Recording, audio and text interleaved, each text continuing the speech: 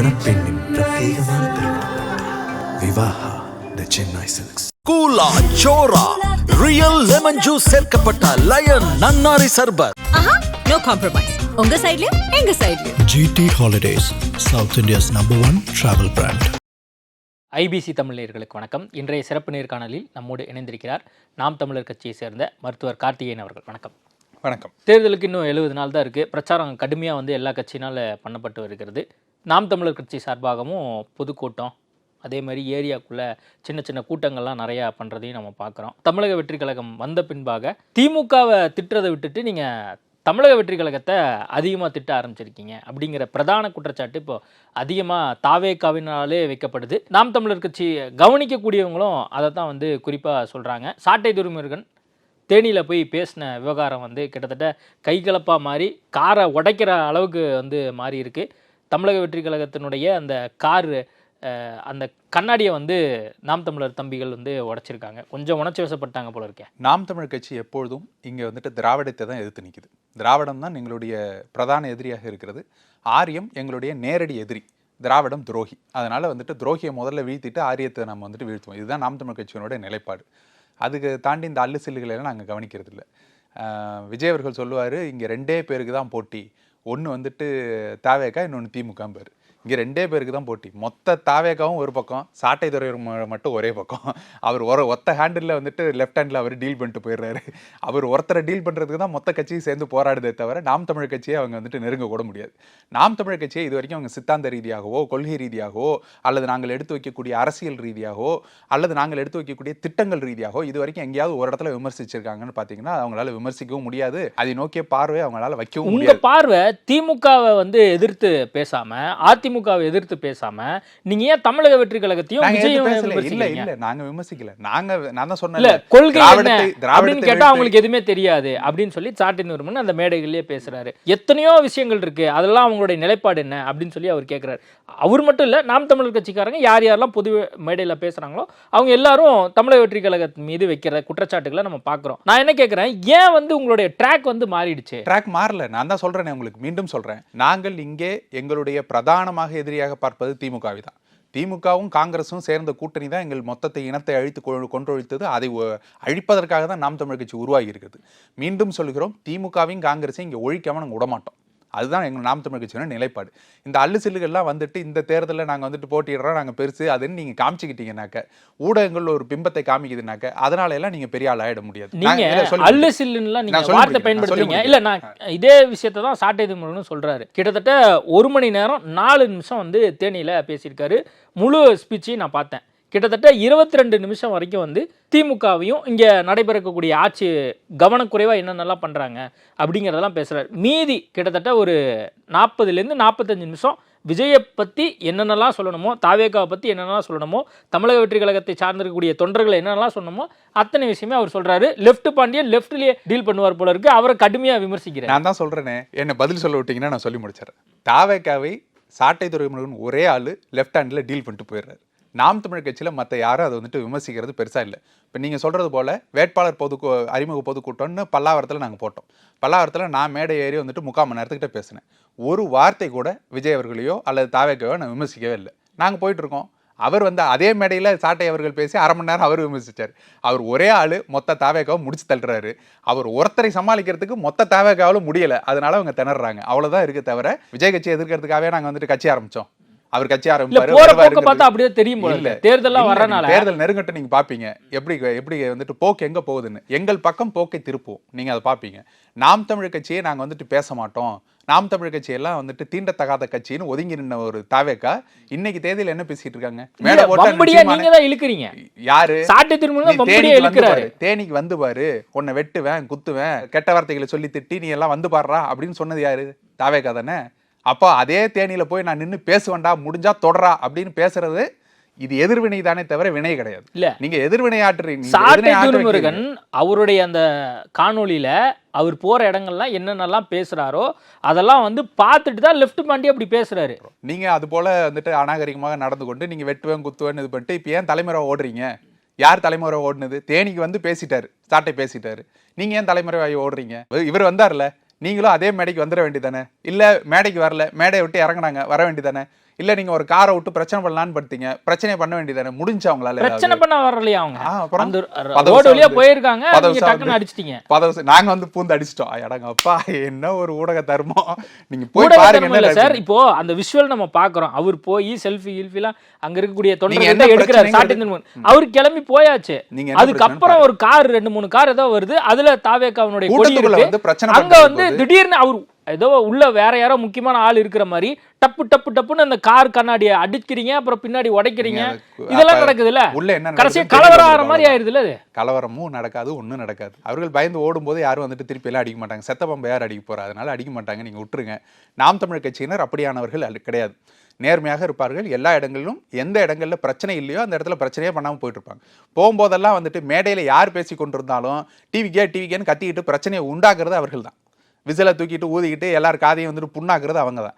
அப்போ இதுக்கு வந்துட்டு நீ வந்துட்டு ஒருத்தர் பிரச்சனை பண்ணுவான், அவங்க கூட்டத்துக்குள்ள வந்து என்ன வேணா பேசிட்டு போவான், அதை எதிர்த்தே கேட்கக்கூடாதுனாக்கா என்ன அர்த்தம்? எதிர்த்து கேட்க தான் செய்வாங்க, எதிர்வினை ஆற்ற தான் செய்வாங்க. நீங்கள் அவங்கள விடுங்க, அவங்க லெஃப்ட் ஹேண்டில் டீல் பண்ணிட்டு போவோம். திருமாவளவன் வந்து அண்மை காலமாக போலி தமிழ் தேசியவாதிகள் இங்கே தமிழ்நாட்டில் சில பேர் இருக்காங்க அப்படின்னு சொல்கிறாரு. நாம் தமிழர் சீமான் அப்படின்னு தான் பேரை சொல்லலையே தவிர போலி தமிழ் தேசியவாதிகளை நிறைய பேர் வந்து இப்போது சனாதனத்துக்கு எதிராக பேச வேண்டியவங்க சனாதனத்துக்கு ஆதரவாகவும் பாஜகவினுடைய கருத்துக்கள்லாம் எடுத்து வைத்துட்டு இருக்கக்கூடிய நபராக மாறிட்டாங்க. அப்படி பாஜகவை ஆட்சி அதிகாரத்தில் கொண்டு வந்து உட்கார வைப்பதற்கு யார் வேலை செஞ்சாருனாக்க அண்ணன் திருமாவளவனும் விசிகாரங்களும் வேலை செஞ்சாங்க. பாஜகவின் ஹெச்ராஜாவை வெளில வச்சது யாருன்னா விசிகாரங்க போய் ஓட்டு கேட்டாங்க. கொடியை பிடிச்சிட்டு நாங்கள் வந்துட்டு ஹெச்ராஜாவுக்கு ஓட்டு போடுங்கன்னு கேட்டு அவர் வெளில வச்சு சட்டமன்றத்துக்குள்ள அனுப்பிச்சது யாருனாக்க விசிகாரர்கள் தான். உங்களை இழிவுபடுத்தி உங்களுடைய கட்சி கொடியை ஏற்ற முடியாதுன்னு சனாதனத்தை வந்துட்டு நிறுவுகின்ற திமுக அரசுக்கு கீழே உட்காந்துக்கிட்டு சனாதனத்துக்கு வந்துட்டு எதிர்த்து பேசுவோம் அப்படின்னு சொல்கிறதா இருக்கட்டும், இல்லை மற்றவர்களுக்கு நல்ல நாற்காலி போட்டு உங்களுக்கு மட்டும் வந்துட்டு பிளாஸ்டிக் சேரை போடும்போது அது சனாதனமாக உங்களுக்கு தெரியாது, எதிர்த்து கேட்கறதுக்கு வக்கு இல்லாமல் நீங்கள் ஒட்டி கொண்டு எங்களுக்கு வந்துட்டு 6 சீட்லேருந்து இன்னொரு 1 சீட்டு எக்ஸ்ட்ரா கொடுத்துருங்க போதும், நாங்கள் உங்களுக்கு வந்துட்டு எல்லா ஆதரவையும் கொடுக்குறோன்னு சொல்கிறது பேர் சனாதன எதிர்ப்பு கிடையாது. சனாதன எதிர்ப்புனா நேரடி எதிர்ப்பாக இருக்கணும்.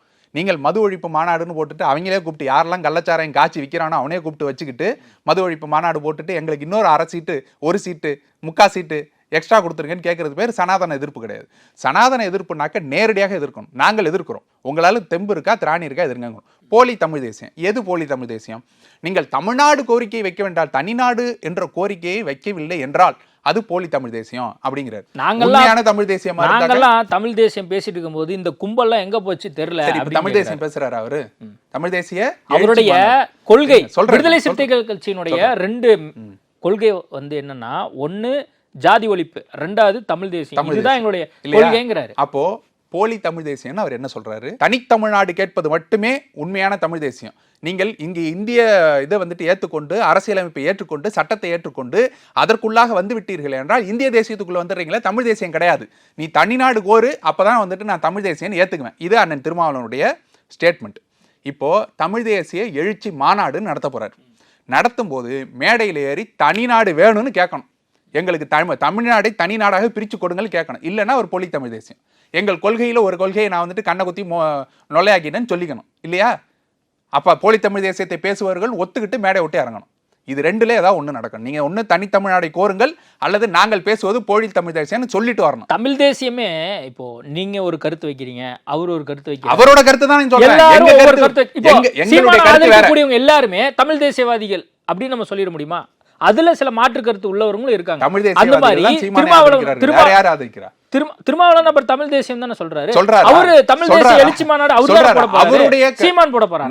நாங்கள் தமிழ் தேசியத்துக்கு ஒரு வரையறை வச்சிருக்கிறோம். நாங்க எங்க வரையறைப்படி நாங்க போயிட்டு இருக்கிறோம். அவருடைய வரையறை என்ன? அவருடைய வரையறை தனித்தமிழ்நாடு கோருவதே தமிழ் தேசியம், இல்லைன்னா அது போலி தமிழ் தேசியம். தனித்தமிழ்நாடு அவர் கோரி இருக்கிறாரா சொல்லுங்க.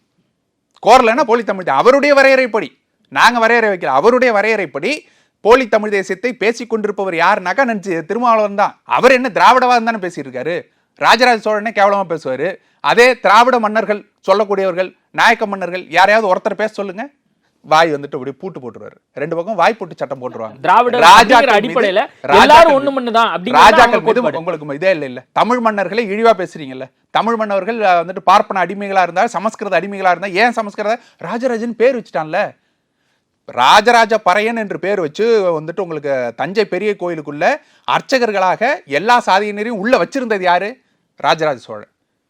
இங்கேருந்து பன்னிரு திருமுறைகள்னு தமிழை மீட்டு கொண்டு வந்து தமிழர் அதை வந்துட்டு ஓதும் இதாக மாற்றினது யார், மந்திரங்களாக மாற்றினது யார்? ராஜராஜ சோழன். ஆனால் அவர் வந்துட்டு பார்ப்பன அடிவருடி, அவர் வந்துட்டு சமஸ்கிருதத்துக்கு இது பண்ணவர். பழனி கோயிலேருந்து பண்டாரங்களை வெளியேற்றினது யார்? நாயக்க மன்னர்கள். அந்த நாயக்க மன்னர்களை பற்றி ஏன் பேச மாட்டீங்க? பேசுனா திராவிடம் கோச்சுக்கும். அப்போ திராவிடத்துக்கு அடிபணிந்து திராவிடத்தின் காலை விழுந்து அந்த உடும்பு பிடியாக திராவிடத்தின் காலை பிடிச்சு கொண்டே தொங்குறது பேர் தான் தமிழ் தேசியமா? அதுதான் தமிழ் தேசியமா? பாஜகவினுடைய குரலாக இந்த தமிழ் தேசியவாதிகள் இப்ப இருக்கக்கூடிய அந்த கும்பல் இருக்கு. எந்த இடத்தில் பாஜகவின் இந்த திட்டத்தை நாம் தமிழ் கட்சி ஆதரிச்சது? ஒரே ஒரு திட்டம். பாஜக எடுத்து வைக்கக்கூடிய கொள்கையில ஒரே ஒரு கொள்கை நாங்க ஏற்றுக்கொண்டோம். ஏதாவது ஒரு விஷயத்தை பாஜகவை ஆதரித்து நாம் தமிழ் கட்சி பேசி இருக்கிறது அல்லது செயல்பட்டு இருக்குது காட்டுங்க. எந்த இடத்துல? நீங்க திராவிடத்தை எதிர்க்கிறதே அதுவே ஒரு திராவிடத்தை. சரி, இப்ப வந்துட்டு திராவிடம் வந்துட்டு சொல்லுது கடவுள் நம்பாதே அப்படின்னு. அப்ப சாத்தானின் பிள்ளைகளா நீங்க? சாத்தானை வந்துட்டு தொழுறது தான் உங்களுடைய வேலையா? சாத்தானை தொழுறதுக்காக தான் இது செய்றீங்களா? கடவுள் இல்லைன்னு சொல்றவன்லாம் யாரு? சாத்தான் வழிபடுறவன். அப்படிதானே? அப்படிதானே? கடவுளும் இல்லை சாத்தானும் இல்லை நீங்க எப்படி சொல்றீங்களோ அதே தான் நாங்களும் சொல்றோம். திராவிடமும் இல்லை ஆரியமும் இல்லை. திராவிடத்தை எடுத்துட்டு ஆரியத்தின் கை குழந்தை முதல்ல பெத்தவர் யாரு? ராஜாஜியோட கூட்டணி வச்சுக்கிட்டு இந்த பூணூல ஒத்த கையில பிடிச்சிக்கிட்டு இன்னொரு கையில உதயசூரியனுக்கு ஓட்டு போடுங்கன்னு கேட்டு ஆட்சிக்கு வந்தது யாரு? அந்த ஆரியம் பெத்து போட்ட புள்ளதான் திமுக. ஆரியம் பெத்து போடாம இருந்திருந்தா திமுகன்னு ஒன்று இல்லவே இல்லை. கூட்டணி வைக்காம இருந்திருந்தா, அந்த கூட்டணியுடைய வாக்குகள் உங்களுக்கு வராம இருந்திருந்தா ஆட்சி அதிகாரத்துக்கு வரவே இல்லை திமுக. அந்த பூணூல பிடிச்சிக்கிட்டு ஓட்டு போட்ட கைது தான் வந்துட்டு திமுக. அப்படி இல்லைன்னா திமுக திராவிட ஆட்சியே இல்லை. அப்ப யார் பெத்து போட்டது? திராவிடம் ஆரியம் பெத்து போட்ட குழந்தை தான் திராவிடம். கள்ள குழந்தை. அதுவும் நல்ல குழந்தையா இருந்தாக்க வந்துட்டு தெரிஞ்சு போயிடும் இது கள்ள குழந்தை. அதனால வெளியில தெரியாம வச்சுக்குது. தமிழ் தேசிய எழுச்சி மாநாடு மே 17ஆம் தேதி எலெக்ஷனுக்கு அப்புறம் போட போறோம் அப்படின்னு சொல்லியிருக்காங்க. அப்ப இதன் மூலமாக சம்திங் ஏதோ மெசேஜ் கொடுக்க வராரு நாம் தமிழர் கட்சிக்கும் சீமானும். நாம் தமிழ் கட்சிக்கு கொடுக்கலைங்க. அவர் கொடுக்கறது திராவிடத்துக்கு கொடுக்குறாரு. திராவிடத்துக்கு என்ன கொடுக்குறாரு? தமிழ் தேசிய எழுச்சி நாங்க தாங்க இருக்கிறோம், சீமானை எதுக்கிறதுக்கு நாங்க தாங்க இருக்கிறோம், எங்களுக்கு ஒரு 1/2 சீட்டு எக்ஸ்ட்ரா கொடுங்கன்னு அவர் மெசேஜ் கொடுக்குறாரு. வேற என்ன மெசேஜ் இருக்கு? சீட்டுக்காக தான் இந்த வேற என்ன இருக்கு சொல்லுங்க? இத்தனை ஆண்டுகள் இருந்தார்ல, தமிழ் தேசியத்தை இங்க கொண்டு போய் சேர்ப்பதற்கு, மக்கள் மத்தியில் அதை கொண்டு போய் சேர்ப்பதற்கு தமிழ் தேசியத்தின் கூறாக நாங்கள் கொள்கைன்னு வச்சிருக்கீங்கல்ல, அதை நாங்கள் இதை எடுத்து செயல்படுத்துறதுக்கு தமிழ் தேசியத்தின் கூறு இதை நாங்கள் செஞ்சோம். சொல்லுங்க, ஏதாவது ஒன்று சொல்லுங்க. தமிழ் தேசியத்தின் கூறாக நாங்கள் செஞ்சுருக்கிறோம்.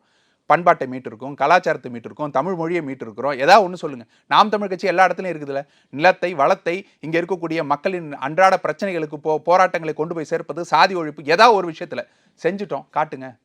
நாம் தமிழ் கட்சி எல்லாத்தையும் செய்யுது இல்ல, தமிழ் தேசியத்தின் கூறாக அது எல்லாத்தையும் செய்யுது இல்ல. நாம் தமிழர் கட்சி தமிழ் தேசியத்தை தொடர்ந்து பேசிட்டே வருது. இதனால சாதிச்சது என்ன அப்படிங்கிற ஒரு பிரதான கேள்வி இருக்குல்ல. தமிழ் தேசியத்தை பேசி நம்ம என்ன?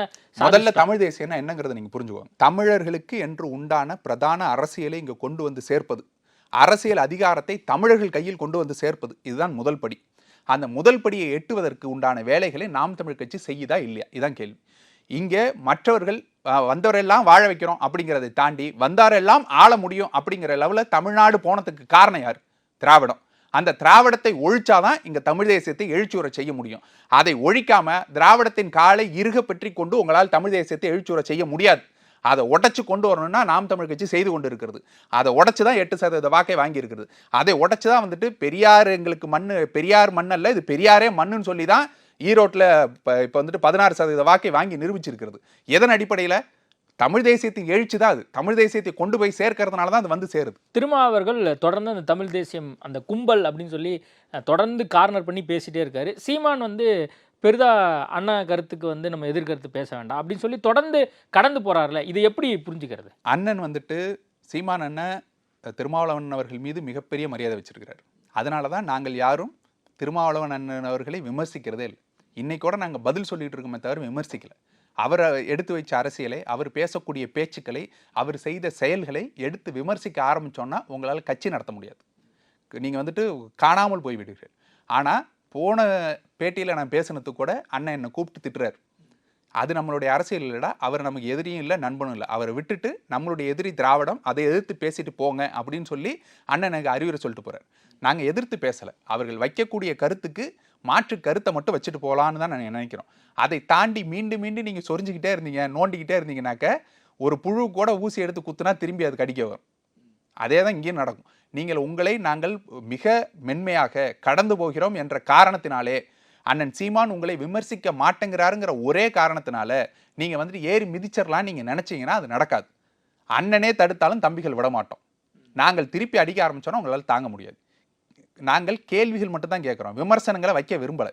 நீங்கள் செய்யக்கூடிய அரசியல் என்ன, யார் யாருக்கிட்ட என்னவெல்லாம் பண்ணுறீங்க, இதுக்கு முன்னாடி என்ன பண்ணீங்க, இதெல்லாம் நாங்கள் பேச ஆரம்பிச்சோன்னா கட்சி நடத்த முடியாது, கலைச்சிட்டு போயிட்டே இருக்க வேண்டியதான். நீங்கள் அந்த அளவில் தான் உங்களுடைய கட்சியினுடைய வலிமை இருக்குது. அதை ஏற்படுத்தாதீர்கள், அப்படி ஒரு நிலைமையை எங்களுக்கு ஏற்படுத்தாதீர்கள். இந்த தேர்தலில் நாம் தமிழர் கட்சி வந்து ஏற்கலப்பை இந்த சின்னத்தில் போட்டியிட போகுது.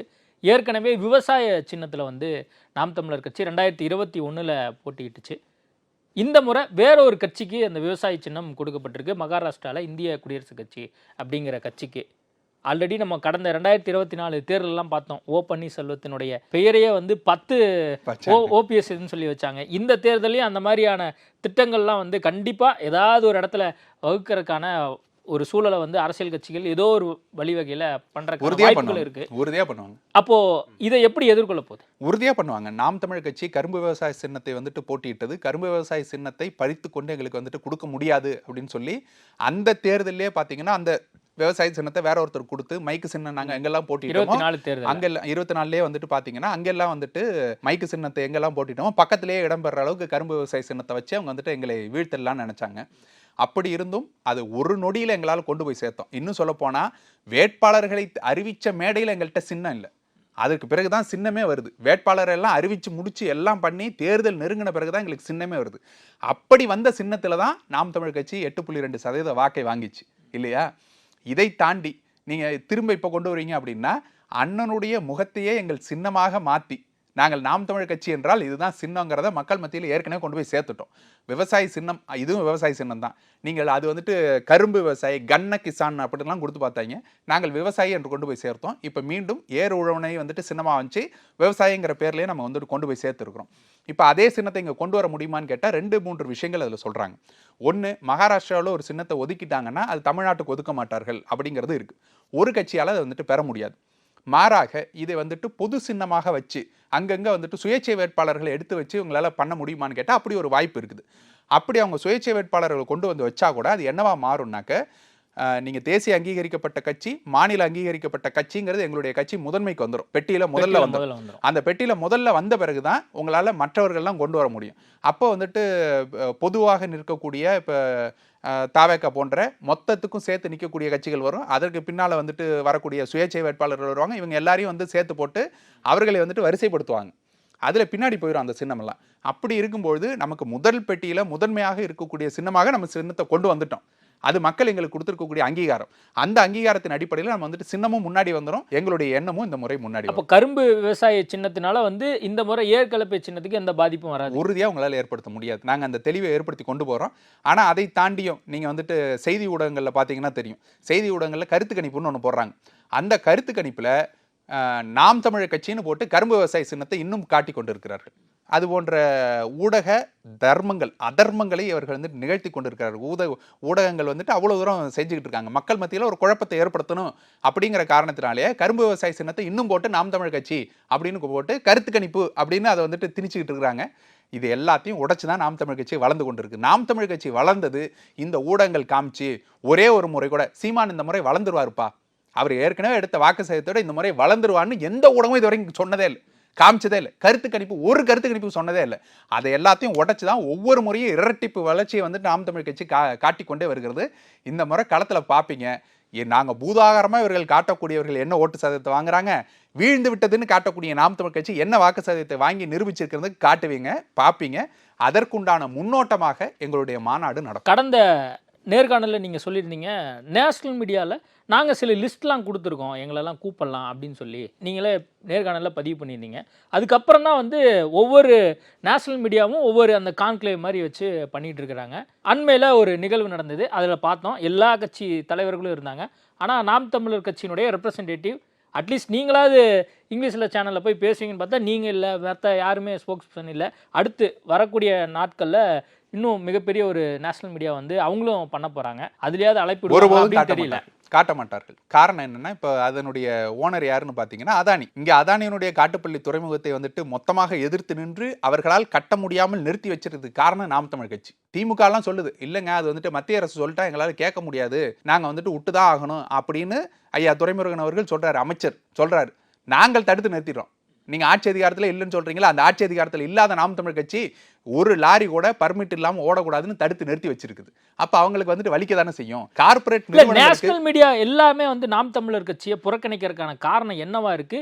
உங்க கட்சி சார்பா நீங்க எதுவும் இங்க இருக்கக்கூடிய லோக்கல் ரிப்போர்ட்டர்ஸ் மூலமாவோ அல்லது அங்க இருக்கக்கூடிய எடிட்டோரியல் நீங்க பேசுறதுக்கான முயற்சி எதுவும் நீங்க வந்து எந்த ரிப்போர்ட்டர் மூலமா விஜய் வந்துட்டு முயற்சி பண்ணார்? விஜய் போய் நின்னாரா? எங்களுக்கு வந்துட்டு இந்த இதுல வந்துட்டு வாய்ப்பு கொடுங்கன்னு எங்கேயாவது போய் நின்னாரா? விஜய் வீட்டுக்கு போனீங்களா? எதுக்கு போனீங்க? வாழைப்பழ காமெடி மாதிரி இவர் பேட்டி கொடுத்தாரு, அந்த பேட்டி இவர் எடுத்தாரு, அந்த பேட்டி இவங்க போட்டுட்டு அந்த பேட்டி தாங்க இந்த பேட்டின்னு வாழைப்பழ காமெடி மாதிரி நீங்க பண்ணீங்கல்ல. கமலஹாசன் என்ன வாக்கு சதவீதத்தை வச்சிருக்கிறார் இந்த தேதியில? எத்தனை சீட்ல சொல்றேன். இப்ப சீமானை ஏன் புறக்கணிக்கிறாங்கன்னு அதான் கேட்க வந்தேன். புறக்கணிக்கிறார்கள், அவர்கள் புறக்கணிக்க தான் செய்வார்கள். நான் மீண்டும் சொல்றேனே, ஊடகங்கள் காமிச்சு, ஊடகங்கள் இவர் வந்துட்டு நல்லவர்பா, இவர் வந்துட்டு இவருடைய குரல் சரியான குரல் அப்படின்னு காமிச்சு நாம் தமிழ் கட்சி வளரல. ஊடகங்களின் புறக்கணிப்பில் தான் நாம் தமிழ் கட்சி வளர்ந்துருக்குது. இன்னைக்கு தேதியில் நீங்கள் எடுத்து பாருங்க, டிபேட் ஷோ நடத்துகிறாங்க. எத்தனை டிபேட்டு நீங்கள் வந்துட்டு தாவேக்காவை வந்துட்டு மையமாக வச்சு நடக்குதுன்னு நீங்கள் எடுத்து பாருங்க. பேர் வைப்பாங்க, 2 ஆண்டு சாதனை, என்ன சாதனை செய்தது அப்படின்னு. 15 ஆண்டு கழித்து நாம் தமிழ் கட்சி அவ்வளோ சாதனைகளை களத்தில் இருந்திருக்கு. இது வரைக்கும் ஒரே ஒரு மீடியா டிபேட் எடுத்திருக்கா? கேட்டால் ஊடக தர்மம். 8% வாக்கை நிரூபித்து 234 தொகுதிக்கும் வேட்பாளர்களை அறிவித்து முதலமைச்சர் கேண்டிடேட்டாக அண்ணன் சீமான் நிற்கிறார். 1% வாக்கை வச்சிருக்கக்கூடிய கட்சியினுடைய பிரதிநிதிகளை அவர்கள் கூப்பிடுவார்கள். நாம் தமிழ் கட்சியை புறக்கணிப்பார்கள், புறக்கணிக்க தான் செய்வார்கள். அந்த புறக்கணிப்பிலிருந்து தான் நாம் தமிழ் கட்சி பெருசாக வளர்ந்துருக்கு. நீங்க இதை மாதிரி பண்றது தான் எங்களுடைய வந்துட்டு வெறி ஏத்துறதை, உங்களெல்லாம் தூக்கி தட்டுறோம்டா அப்படின்னு. கேளுங்கள் கொடுக்கப்படும், தட்டுங்கள் திறக்கப்படும். நாங்கள் கேட்டு பார்க்கிறோம், கொடுக்கறது இல்லை. இந்த முறை தட்டுறோம் தூக்குறோம், நீங்க பார்ப்பீங்க. இன்னும் 12 நாள் தான் இருக்கு அந்த கூட்டம். பிப்ரவரி மாதம் நடக்கிறதா சொல்லியிருந்தாரு. அதில் 234 வேட்பாளர்கள், ஒட்டுமொத்த எல்லா வேட்பாளரும் நிற்க வச்சு யார் யார் என்ன அப்படிங்கிற அறிமுக கூட்டமே வந்து நடைபெற போகுது. ஆல்ரெடி ஒரு செய்தி ஒன்று படித்தேன். தனியாக ஒரு வலையொலி நம்ம தொடங்க போகிறோம், தனியாக ஒரு தொலைக்காட்சியே தேர்தலுக்கு அப்புறம் தொடங்கப்படும் அப்படின்லாம் சொல்லியிருந்தாரு. அந்த அறிவிப்பு எதுவும் அங்கே வாய்ப்பு இருக்கா? அதற்கு முன்பே வாய்ப்பு இருக்குது. அந்த நாம் தமிழ் கட்சி நடத்த போவது கூட்டம் கிடையாது. ஏன்னா இந்த முறை வந்துட்டு கூட்டம் அப்படிங்கிறது, பொதுக்கூட்டங்களை நாம் தமிழ் கட்சி பல முறை நடத்தி இருக்கிறது. இது மிகப்பெரிய மாநாடு. நாம் தமிழ் கட்சி நடத்த போகிற மாநாடுங்கிறது உண்மையிலேயே பிரம்மாண்டம்னா என்னன்னு நீங்கள் பார்ப்பீங்க. உண்மையிலேயே ஒரு கூட்டம், ஒரு கொள்கை சார்ந்த கூட்டம் எப்படி வேணால் வந்துட்டு மாநாட்டில் பங்கேற்கும் அப்படிங்கிறத நீங்கள் பார்ப்பீங்க. ஒரு நெறிமுறையாக இருக்கக்கூடிய மக்கள் ஒன்று கூடினால் அந்த இடம் எவ்வளவு தூய்மையாக, மாநாட்டு திடல் எப்படி இருக்கும் அப்படிங்கிறத நீங்கள் பார்ப்பீங்க. இது எல்லாத்துக்கும், மொத்த நேஷனல் மீடியாவுக்கும் எடுத்துக்காட்டாக இதை வந்துட்டு நாம் தமிழ் கட்சி நடத்தி காட்டும். இது நாம் தமிழ் கட்சி நடத்தக்கூடிய மாற்றத்தை விரும்பக்கூடிய மக்களின் மாநாடு. வெறும் கட்சிக்கு உண்டான மாநாடு இல்லை, மொத்த மக்களுக்கு உண்டான மாநாடாக இதை நடத்தி காட்டும். உண்மையிலேயே லட்சக்கணக்கான மக்கள் கூடுவார்கள். மற்றவங்கள போல வந்துட்டு 50,000 பேர் 60,000 பேர் கூட்டிட்டு லட்சங்க பேருன்னு காமிக்கிறது இல்லை. உண்மையிலேயே லட்சக்கணக்கான பேர் கூடுறாங்க. அதற்கு உண்டான ஏற்பாடுகள் எல்லாம் செய்யப்பட்டு விட்டது. அந்த இடத்துல 234 தொகுதிக்கு உண்டான வேட்பாளர்களையும் சரிசமமாக ஆணுக்கும் பெண்ணுக்கும் திருநங்கையருக்கும் வாய்ப்பு கொடுத்து நாம் தமிழ் கட்சி தன்னுடைய கட்சியினுடைய கொள்கைகளை இது காமிச்சு ஆட்சியின் செயல்பாட்டு வரைவை வந்துட்டு காட்சிப்படுத்தி, மக்கள் மத்தியில் நாங்கள் வந்தால் எப்படி ஆட்சியை அமைப்போம் அப்படிங்கிறத காட்சிப்படுத்தி நாம் தமிழ் கட்சி ஒரு மாற்றத்தை இங்கே நிகழ்த்தும். அதை நீங்கள் பார்ப்பீங்க. இதுவரை புறக்கணிக்கிற மீடியாக்கள் அன்னைக்கு வந்துட்டு புறக்கணிக்குதா இல்லை காட்டுதாங்கிறத நீங்கள் பாருங்கள். அப்போ தெரியும் ஊடகங்களுடைய அறம் என்னவா இருக்குது அப்படிங்கிறது உங்களுக்கு தெரியும். நிறைய விஷயங்கள் குறித்து பேசியிருக்கோம். நேர்காணல் கொடுத்ததுக்கு மிக்க நன்றி. நன்றி. மணப்பெண்ணின் பிரத்யேகமான திருமணம் விவாஹா தி சென்னை சில்க்ஸ். கூலா சோரா ரியல் லெமன் ஜூஸ் சேர்க்கப்பட்ட lion nannari sarbath. No compromise. உங்க சைடுலயும் எங்க சைடுலயும். GT Holidays, South India's #1 travel brand.